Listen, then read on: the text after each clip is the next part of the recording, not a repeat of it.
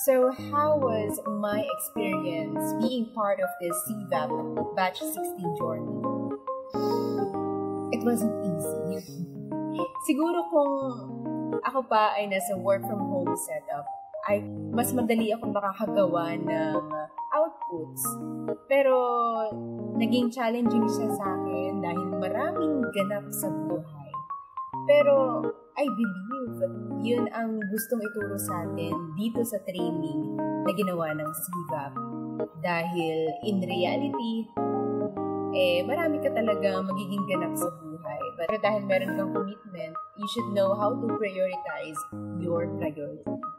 So it was not just about improving your talent, but as well as helping you be more disciplined to fulfill your commitments.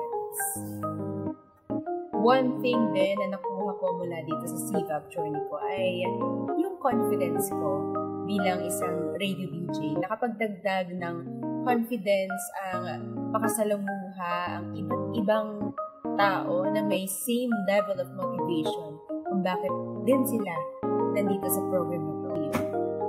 And another one is CVAP reminded me to be humble and to be open sa criticisms ng iba.